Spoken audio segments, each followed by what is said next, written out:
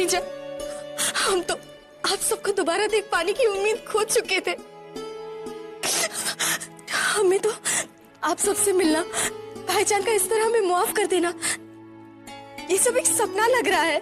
ये सपना नहीं, सच है बख्शी। हमें माफ कर दो बेटा। इस हालत में हमें तुम्हारे साथ रहना चाहिए था और खबर मिलते ही हम आना भी चाहते थे, मगर कानून का दायरा कुछ ऐसा होता है कि मलिका आजम भी बन जाती है। ये तो जोधा बेगम की कोशिश थी कि जलाल ने तुम्हें माफ कर दिया, वरना हम सब तो उम्मीद हार चुके थे। सच बख्शी बानो, हम बता नहीं सकते कि आपको हम सबके बीच वापस देखकर हम कितने खुश हैं। आप माँ बनने जा रही हैं, मुबारक हो। हमारी ओर से भी मुबारकबाद कबूल कीजिए बख्शी बानो। वैसे मुबारकबाद तो बेगम जोधा को देनी चाहिए। पूरा एपिसोड देखिए ZEE5 पर।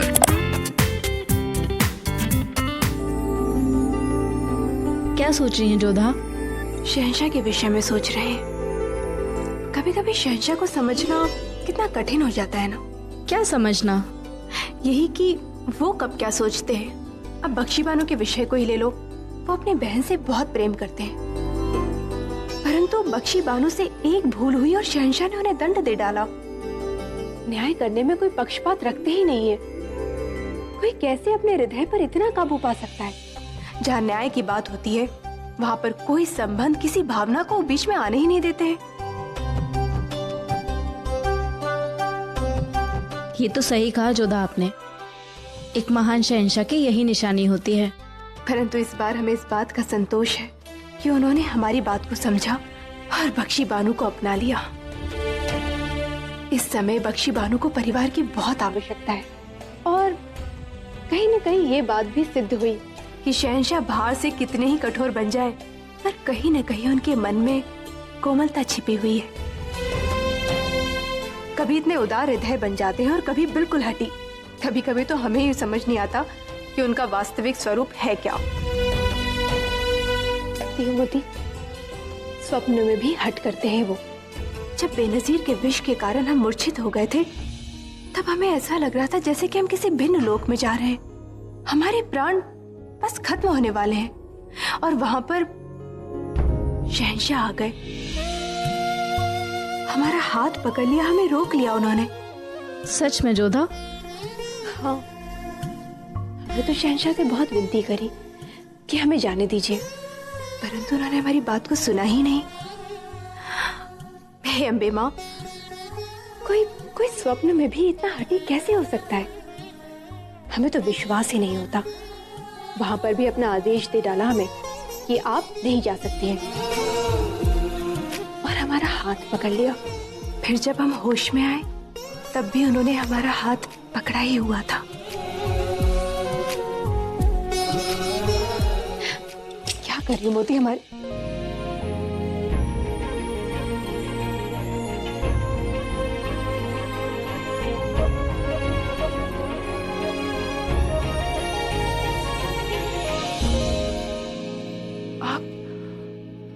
मोती ने हमें बताया क्यों नहीं कि आप यहाँ पर हैं? हमने उसे मना किया था आपको बताने के लिए। और आप चुपचाप हमारी बातें सुन रहे थे? और सपने में आपने हमारा हाथ पकड़ा हुआ था। शहंशाह, ये बिल्कुल उचित बात नहीं है। छिपकर किसी की बात सुनना चोरी होती है। हमने कोई चोरी नहीं की जोधा बेगम। जब हम यहाँ आए थे आप बात कर रही थी और आपको ये कहने का कोई हक नहीं है कि हम ऐसा नहीं कर सकते। आखिरकार ये हमारा ही हो रहा है जो हमने अपनी बेगम को दिया है। उत्तरी छोर से आक्रमण करना सबसे कठिन मार्ग है और उनकी सेना यहीं पर तैनात है। आपने ठीक कहा सरदार जगत सिंह, हमें दोनों छोरों से आक्रमण करना होगा। उन्हें नहीं लगना चाहिए कि वो उत्तरी छोर पर अपना मोर्चा छोड़कर जा सकते हैं। हमारे कुछ सैनिक उत्तरी छोर पर आक्रमण करेंगे जिससे उनकी सेना व्यस्त हो जाएगी। ऐसे में दक्षिण क्षेत्र पर उनका मोर्चा निर्बल पड़ जाएगा, जिसका लाभ हमें मिल सकता है। योजना तो काफी अच्छी है सुजामल जी, परंतु हमारी और शत्रु की सैनिक संख्या में बहुत बड़ा अंतर है। हाँ, अंतर है। मेवात में मुगल सैनिकों की संख्या 8000 है और हमारे सैनिकों की कुल 5000। लेकिन मेवात का मुगल सैनिक वेतन के लिए लड़ता है और हमारे सैनिक राजवंशी गौरव और मान के लिए। इसलिए हमारा एक एक सैनिक उनके 10 सैनिकों के बराबर है। इसलिए हमारे सैनिकों की संख्या हुई 50,000 और 8,000 और 50,000 में निश्चित ही बहुत बड़ा अंतर है। कल भोर की पहली किरण के साथ हम मेवात पर आक्रमण करेंगे। जय मां अम्बे! जय मां अम्बे! जय मां अम्बे! जय मां अम्बे! जय मां अम्बे! जय मां अम्बे! खम्मा गणी हुकुम, आपके लिए एक कुंवरी जोधा की सूचना है। संदेश वाहक को शीघ्र भीतर भेजा जाए। खम्मा गणी हुकुम।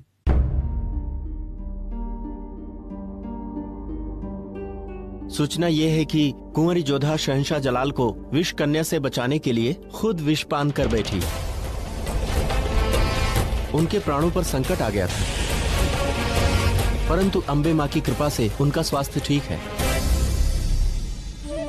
यह संदेश पहुंचाने में इतना विलंब क्यों हुआ? हुकुम, आप लगातार यात्रा पर थे, ऐसे में आप तक सही समय पर सूचना पहुंच न सकी।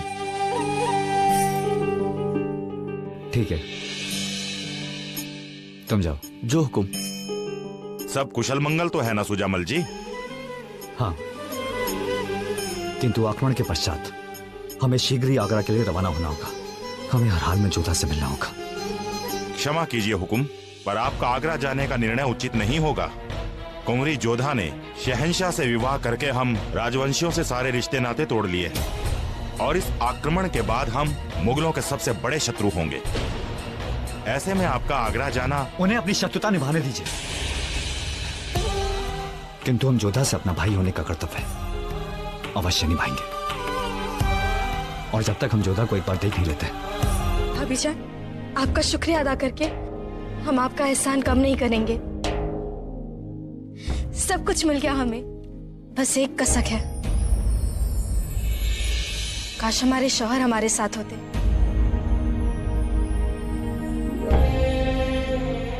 मगर हम जानते हैं कि जो गुनाह उन्होंने किया है उसके लिए माफी नामुमकिन है।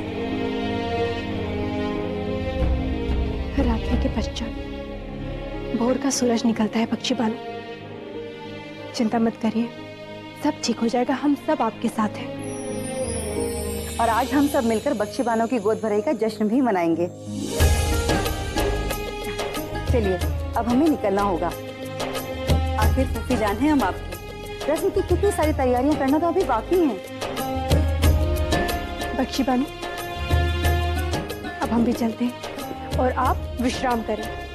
और हाँ, अब आंखों में आंसू नहीं, चेहरे पर मुस्कान होनी चाहिए। कहते हैं कि गर्भावस्था में जैसे माँ का मन होता है, वैसे ही प्रभाव बच्चे पर भी पड़ता है। इसलिए आप प्रसन्न रहने का प्रयास करें। हाँ बख्शी बानो, अगर इस वक्त रोगी तो होने वाला बच्चा बाद में बहुत रोएगा, रातों को जगाएगा। इसलिए मुस्कुराओ ताकि होने वाला बच्चा हमेशा खिलखिलाता रहे। अब खुशियों के दिन लौट आए हैं और आगाज भी खुशी से ही होगा। बख्शी के आने वाले बच्चे के लिए हम सब खुशियां मनाएंगे। आज गोद भराई की रस्म होगी।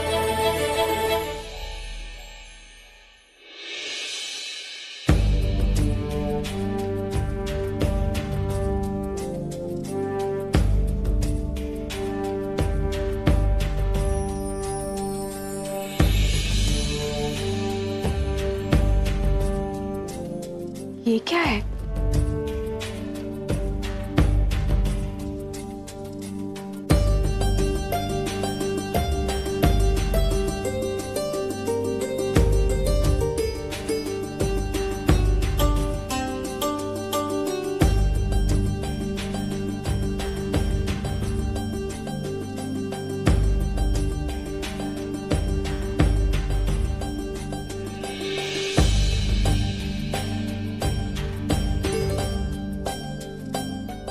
सब क्या है? देखने में तो शतरंज लगता है। ठीक पहचाना आपने जोधा बेगम। ये शतरंज की बिसात ही है। और ये लोग? मोहरों की जगह जीते जाते लोग बैठे हैं। कैसा लगा आपको? मनुष्य को मोहरा बनाकर खेलना विचित्र है और भिन्न भी, परंतु इन्हें खेलेगा कौन? पूरा एपिसोड देखिए ZEE5 पर।